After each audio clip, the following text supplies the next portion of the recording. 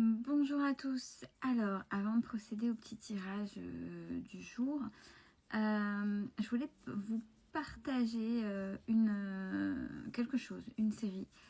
C'est une série turque sur Netflix, Le chemin de l'Olivier. Il m'a été conseillé, moi qui ne regarde pas la télé, pour le coup, je crois que je suis restée scotchée.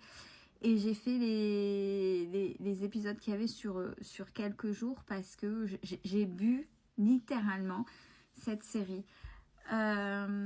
Merci d'ailleurs à Patricia, une de mes abonnées, qui me l'a conseillé. C'est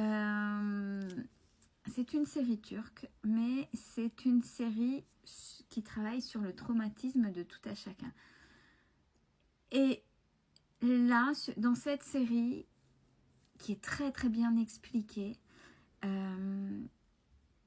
comment notre corps, comment nos attitudes, comment nos comportements programmés inconscients, comment des événements passés, présents, mais surtout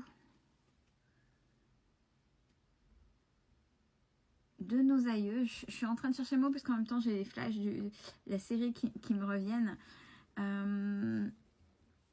Influent sur nous aujourd'hui. Et il est pris quelques exemples sur trois amis au départ. Ça démarre de trois amis avec des situations différentes et une qui a le cancer du sein. Moi qui est en traitement du cancer du sein. Et au fur et à mesure, voilà, il y a des choses, je ne vais pas tout dévoiler, mais au départ, je dis waouh, ok, bon. Les premiers moments, quand on regarde, et puis après, mais non, mais c'est vraiment extraordinaire. Et en termes d'explication et si à la fin, j'en ai pas les mots parce que je vous dis, moi j'ai été bouleversée parce que à chaque fois qu'il y a eu des choses, cette série m'a aidée aussi à comprendre. Je le savais, il y avait des choses dont j'avais conscience. Je vous dis, tout le monde doit bosser, moi la première, sur soi, du moins, s'il le désire.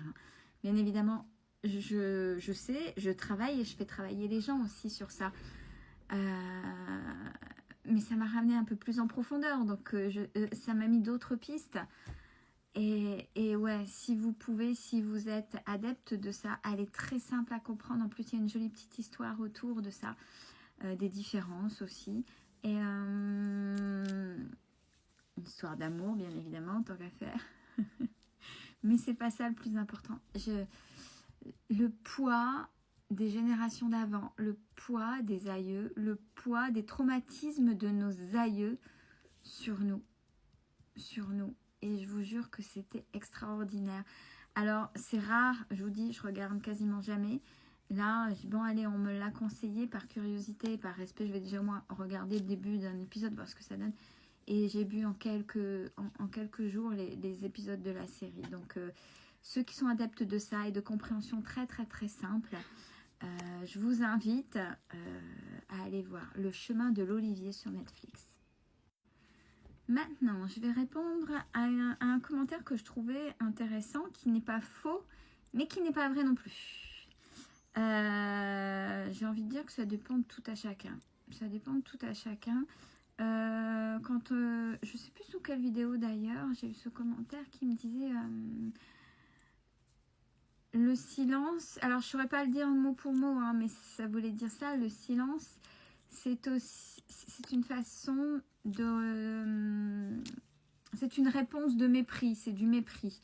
Voilà, par rapport à l'autre.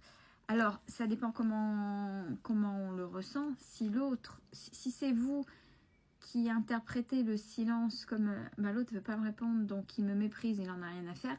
Alors, ça peut être ça. Oui, le silence, peut-être, ouais, j'en ai rien à faire, je ne réponds pas. La personne n'a pas d'importance. Donc, par effet miroir, à vous de voir ce que vous voulez en faire. Le silence, donc une non-réponse est aussi une réponse. Et ça peut être aussi ni plus ni moins que la personne ne peut ne pas savoir quoi répondre aussi. C'est-à-dire qu'elle peut être autant perdue et être dans le silence parce qu'en fait, elle ne sait pas quoi répondre.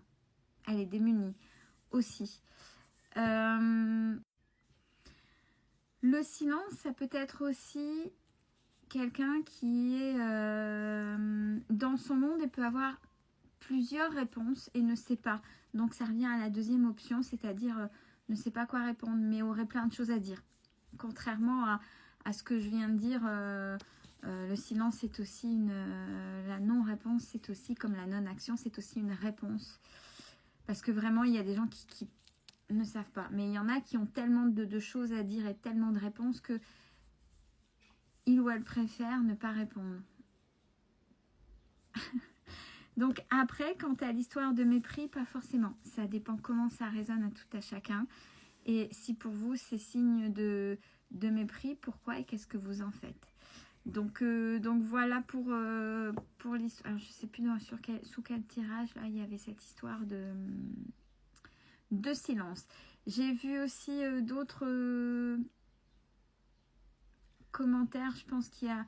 il y a beaucoup de personnes là qui passent à l'essorage en ce moment ou qui sont à fin d'essorage et ça déménage.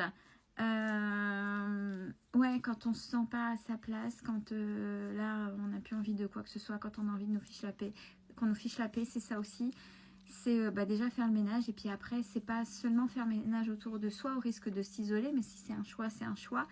C'est aussi oser partir pour, une fois que le ménage a été fait puis qu'on voit qu'il n'y a plus rien à faire, pour aller vers de nouveaux horizons. C'est le lâcher prise et oser. Et c'est en ça où c'est vivre, pas survivre, mais vivre. Que ce soit dans la solitude solitaire, c'est-à-dire j'assume et ça ne me dérange pas, ou pour sortir de cette solitude qui là est un poids.